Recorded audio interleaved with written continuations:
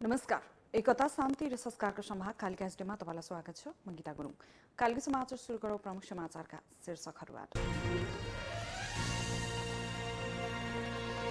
कालिका समाचारको साथमा steel FE 500 FE 500D Vijaya सिमेन्टको master builder OPC cement building your future. Vatsalya natural IVF आधुनिक चिकित्सा उच्च सफलता दर अन्तर्राष्ट्रिय स्तरको उपचारद्वारा सन्तान प्राप्ति सम्भव छ। यसैले बारम्बार लाइफ बोय भाइरस फाइटर यसले भाइरससँग लड्छ र तपाईलाई सुरक्षा गर्छ। संसारकै number 1 selling germ protection soap brand. नयाँ जमानाको ग्लो एन्ड लभ।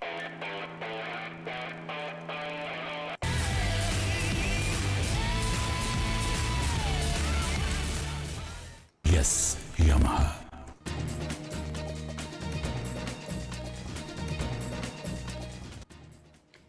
सकेसम्म सहमतिको आधारमा नेतृत्व चयन गर्ने प्रधानमन्त्री देउबाको भनाई। पार्टी सभापति पदमा आफू पछि नहट्ने नेता सिंहको दावी।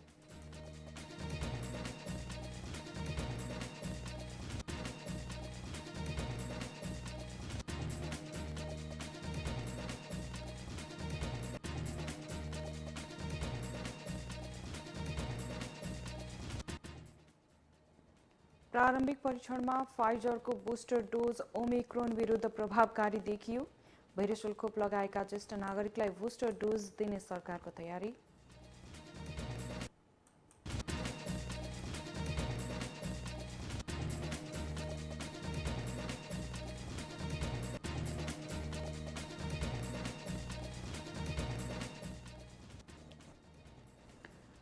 स्मृति सभामा सहभागी हङकङका प्रजातन्त्र पक्षधर कार्यकर्ताहरू दोषी ठहर।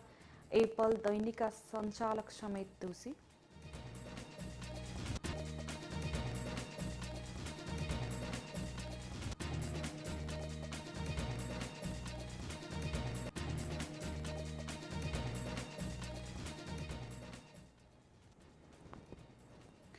र नेपाली राष्ट्रिय क्रिकेट टोलीको प्रशिक्षकमा पुबुदुलाई फर्काउने तयारी।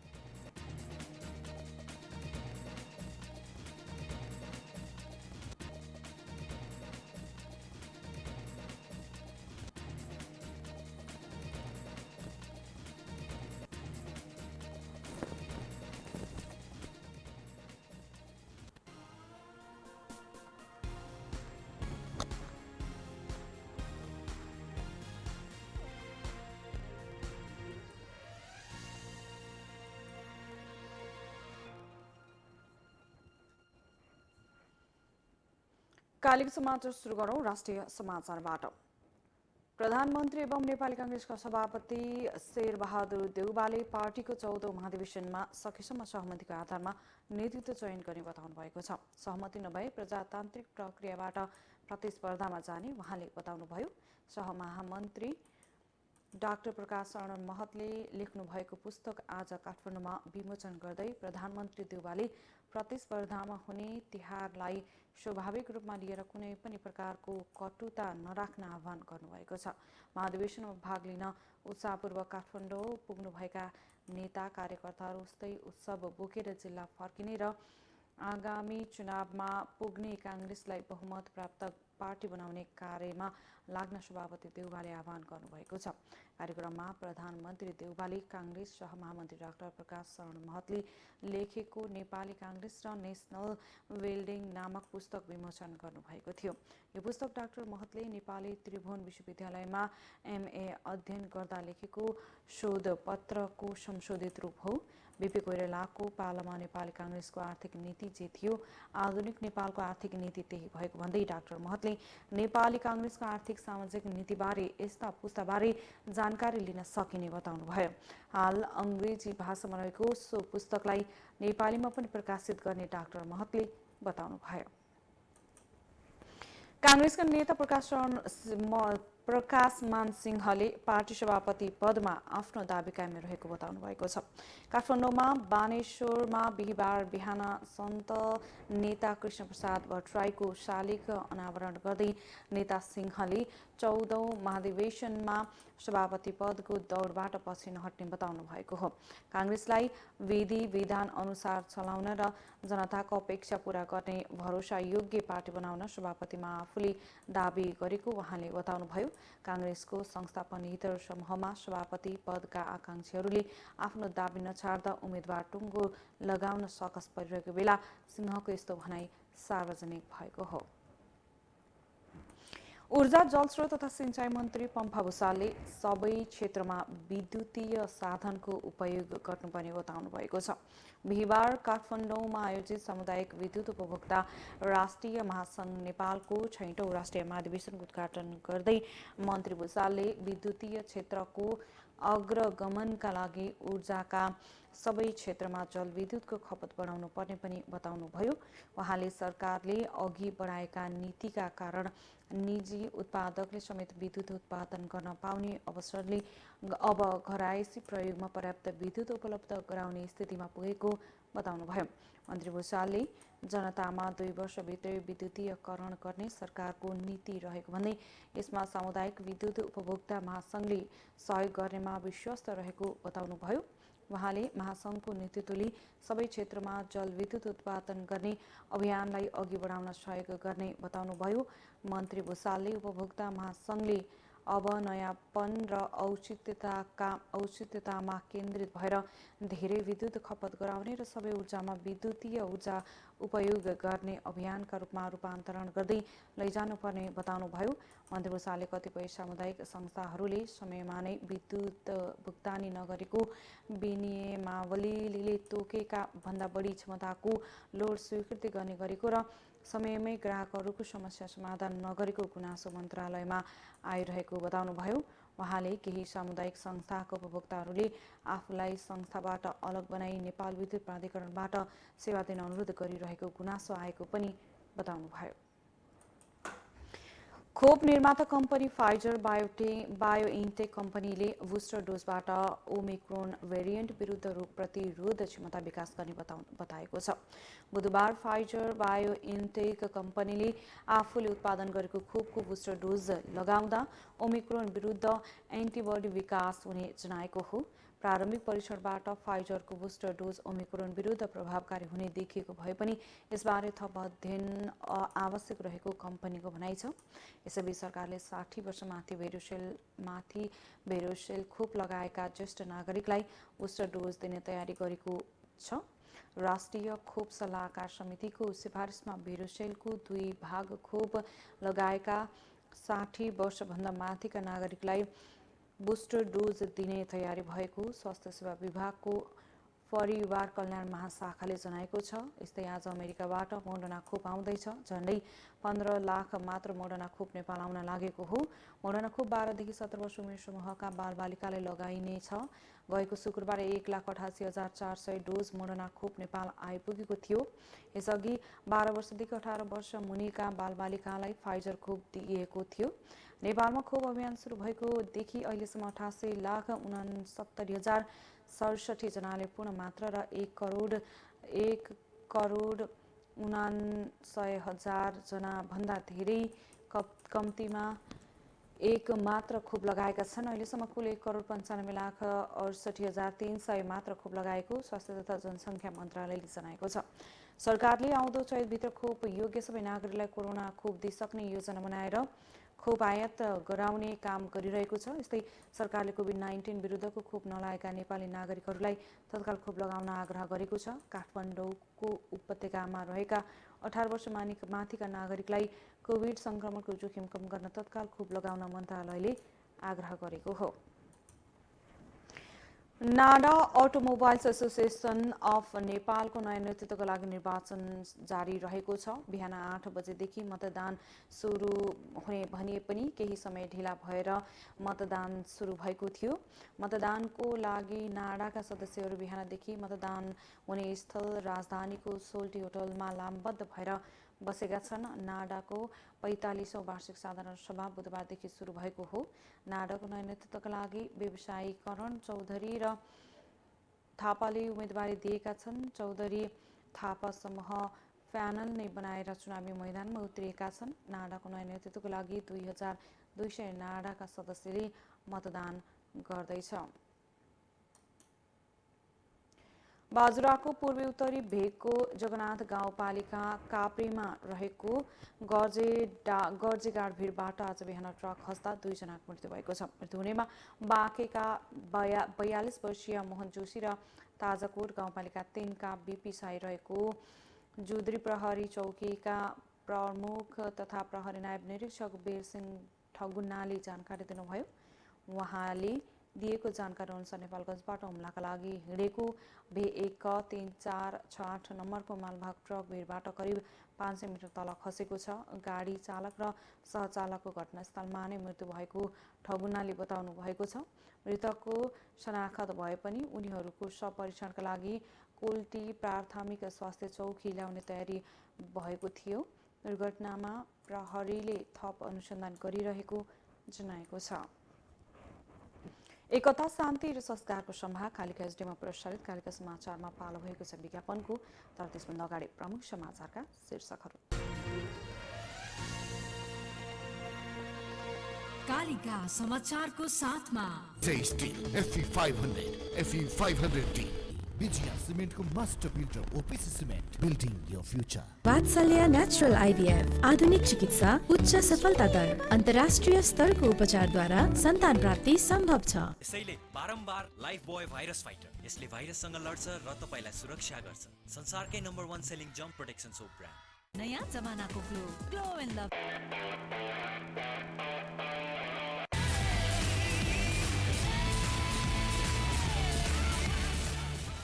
Yes, Yamaha.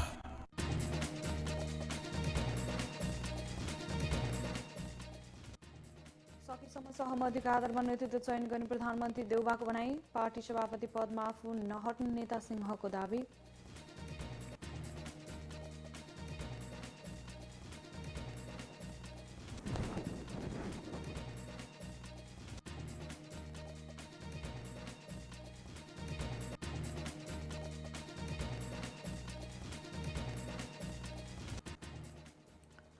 प्रारम्भिक परीक्षणमा फाइजरको बुस्टर डोज ओमिक्रोन विरुद्ध प्रभावकारी देखियो। भेरोसेल खोप लगाएका ज्येष्ठ नागरिकलाई बुस्टर डोज दिने सरकारको तयारी।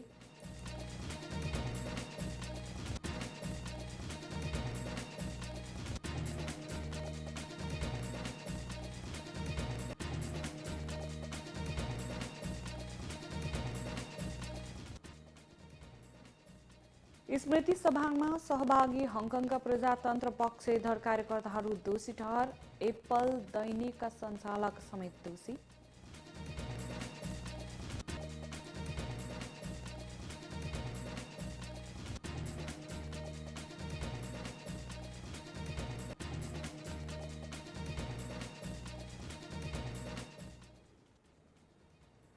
र नेपाली राष्ट्रिय क्रिकेट टोलीको प्रशिक्षकमा पुबुदुलाई फर्काउने तयारी।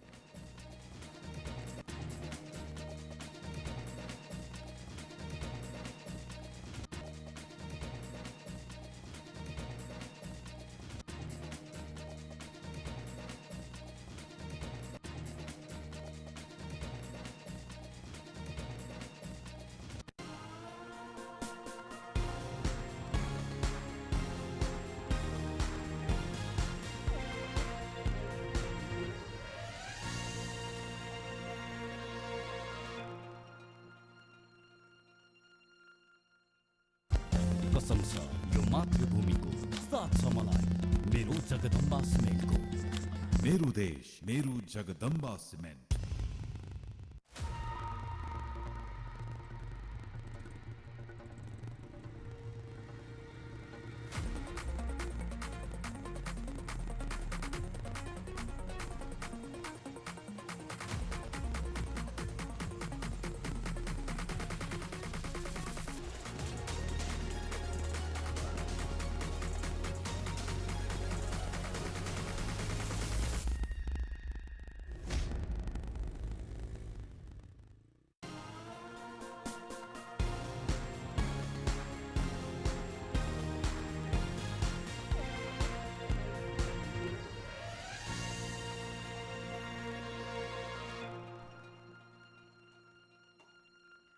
विज्ञापनपछि कालिका समाचारमा पुनः स्वागत छ। अब स्थानीय समाचार। विगतका वर्षहरूमा प्रत्येक वर्ष पालो मिलाएर हुने गरेको चितवन जिल्लाका 2 ठूला महोत्सव यस वर्ष भने सँगसँगै हुने भएका छन्। कोभिडका कारण गत वर्ष महोत्सव हुन नसकेपछि चितवन महोत्सव र रत्नगर महोत्सव सँगसँगै हुन लागेका हुन्।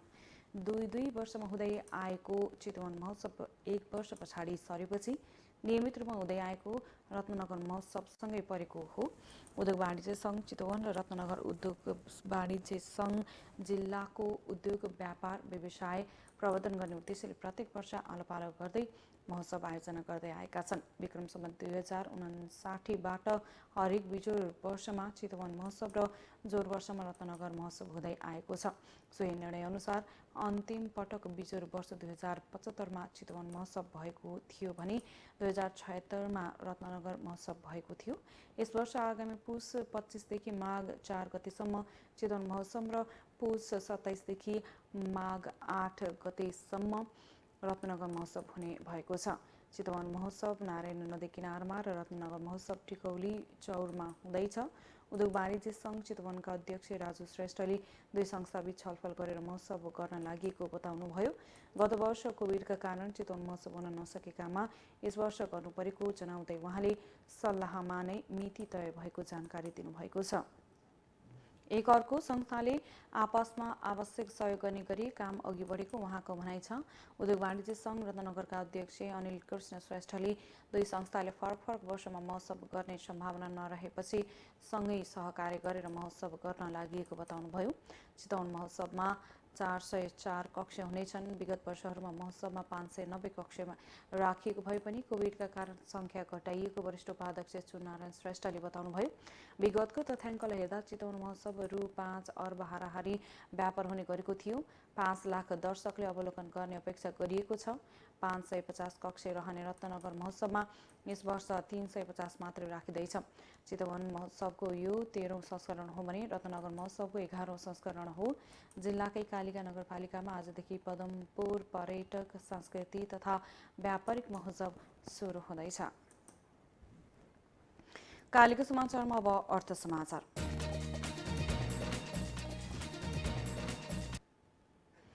सरकारले 6वटा निर्माण कम्पनीलाई कालो सूचीमा राखेको छ। प्रधानमन्त्री तथा मन्त्री परिषद कार्यालय मातहतको सार्वजनिक खरिद अनुगमन कार्यालयले काठमाडौँको सुकेधाराको एलिट कन्स्ट्रक्सन प्रणाली, पुरानो बानेश्वरको नीलगिरी निर्माण सेवा, तारकेश्वर नगरपालिकाको चङ्ग्रासी निर्माण सेवा, कमलादीमा रहेको एसएसएम कन्स्ट्रक्सन प्रणालीलाई कालो सूचीमा राखेको हो। त्यसै बाँकेका एनएनसी निर्माण सेवा र त्रिदेव निर्माण सेवा पनि कालो सूचीमा परेको छ। नीलगिरीलाई 3 वर्ष, एलिट र च्याङ्ग्रासीलाई 2 वर्ष तथा अन्यलाई 1 वर्षसम्म कालो सूचीमा राखिएको छ। कालो सूचीमा परेको कम्पनीले यो अवधिभर सार्वजनिक निकायको कुनै पनि खरिद कारबाहीमा भाग लिन नपाउने सार्वजनिक खरिद अनुसन्धान कार्यालयले जनाएको छ। कालिका समाचारमा अब अन्तर्राष्ट्रिय समाचार। हङकङका प्रमुख प्रजातन्त्र पक्षधर कार्यकर्ताहरूमाथि तियानमेन-चोक नरसंहार स्मृति सभामा सहभागी भएकोमा दोषी ठहर गरिएको छ। दोषी ठहर गरिएकाहरूमा मिडिया उद्यमी एवं एप्पल दैनिकका सञ्चालक जेमी लाई, पूर्व पत्रकार गिनित हो र अधिकारकर्मी छौ हाङथुङ रहेका छन्। उनीहरू गत जुन 4मा आयोजित चिनिया अधिकारीहरूले अवैध भनेको तियानमेन-चोक नरसंहार स्मृति सभामा सहभागी भएका थिए। सरकारले प्रतिबन्ध लगाएको उक्त कार्यक्रममा यी 3 जना सहित हजारौं सहभागी भएको थियो। तर सरकारले दर्जन बढी राजनीतिक कर्मी अधिकारीलाई उनीहरूमाथि मुद्दा चलाएको हो। दोषी ठहर गरिएकोहरू पहिलेदेखि नै हिरासतमा रहेका छन्। उनीहरूमाथि अब कस्तो कारबाही हुन्छ भने खुलेको छैन। सन् 1989 को जुन 4मा बेइजिङको तियानमेन चोकमा प्रजातन्त्र समर्थकहरूको जुलुसमाथि सेनाको ट्याङ्कर गुडाउँदा सयौंको ज्यान गएको थियो। कालिका समाचारमा अब खेल समाचार। नेपाली राष्ट्रिय पुरुष क्रिकेट टोलीको मुख्य प्रशिक्षकमा श्रीलङ्कन पुबुदु दशनायके नियुक्त हुने लगभग निश्चित भएको छ। पूर्व प्रशिक्षक डेभ वाटमोरले राजीनामा दिएसँगै रिक्त रहेको पदका लागि नेपाल क्रिकेट संघ क्यानले दरखास्त आह्वान गरेको थियो, जसका लागि आवेदन दिएका प्रशिक्षकहरूमध्ये पारिश्रमिक र नेपाली क्रिकेटसँग भएकाले पुबुदुको नियुक्ति करिब निश्चित भएको क्यानका अध्यक्ष चतुर बहादुर चन्दले बताउनु भएको छ। आज बेलुकासम्म निश्चित हुन्छ होला। हामीले सबै सर्ट लिस्टमा परेका 5 प्रशिक्षकहरूसँग कुरा गरिसकेका छौँ। उहाँले भन्नुभयो, पारिश्रमिक न्यून र नेपाली क्रिकेटलाई पहिल्यै बुझिसकेको प्रशिक्षक भएकाले पुबुदुको सम्भावना बढी छ। पुबुदुले यसअघि 2011मा पनि नेपाली राष्ट्रिय टोलीको मुख्य प्रशिक्षकको जिम्मेवारी निभाएका थिए। 10 अघि भएको एभरेस्ट प्रिमियर लिगमा भैरवा ग्लाडिएटर्सको मुख्य प्रशिक्षक रहेका पुबुदु नेपाल क्रिकेटसँग अहिले पनि उत्तिकै परिचित छन्। एकता, शान्ति र संस्कारको सभा कालिका एसडीमा प्रसारित कालिका समाचारको अन्त्यमा प्रमुख समाचारका शीर्षकहरू फेरि एकपटक। कालिका समाचारको साथमा Jay steel FE 500, FE 500D, Vijaya सिमेन्टको master builder OPC cement, building your future. Vatsalya natural IVF आधुनिक चिकित्सा, उच्च सफलता दर, अन्तर्राष्ट्रिय स्तरको उपचारद्वारा सन्तान प्राप्ति सम्भव छ। यसैले बारम्बार लाइफ बोय भाइरस फाइटर, यसले भाइरससँग लड्छ र तपाईलाई सुरक्षा गर्छ। संसारकै number 1 selling jump protection soap brand. नयाँ जमानाको ग्लो एन्ड लभ।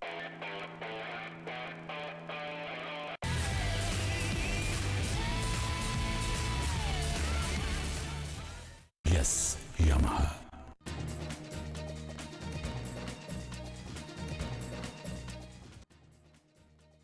सहमतिको आधारमा नेतृत्व चयन गर्ने प्रधानमन्त्री देउबाको भनाई। पार्टी सभापति पदमा आफू पछि नहट्ने नेता सिंहको दाबी।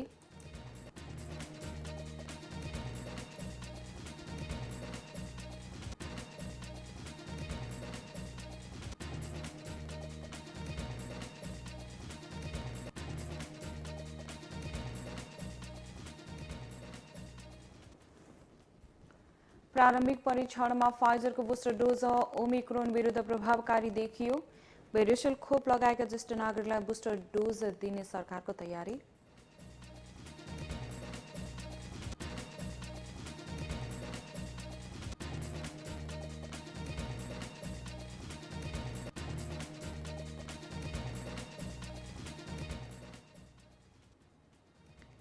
स्मृति सभामा सहभागी हङकङका प्रजातन्त्र पक्षधर कार्यकर्तालाई दोषी ठहर। एप्पल दैनिक सञ्चालक पनि परे।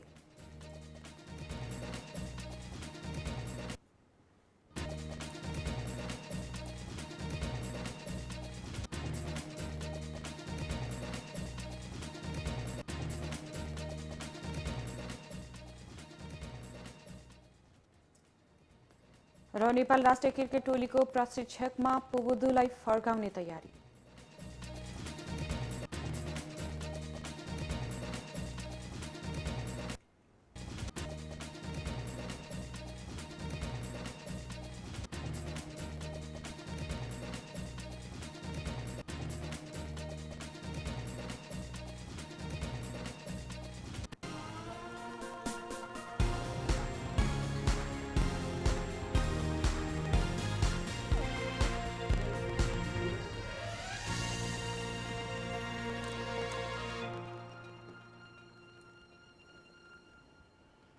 एकता, शान्ति र संस्कारको सभा कालिका एसडीमा प्रसारित कालिका समाचार अहिलेको लागि यति नै। हेर्दै गर्नुहोला कालिका एसडी। म गीता गुरुङ बिदा हुन्छु। नमस्कार।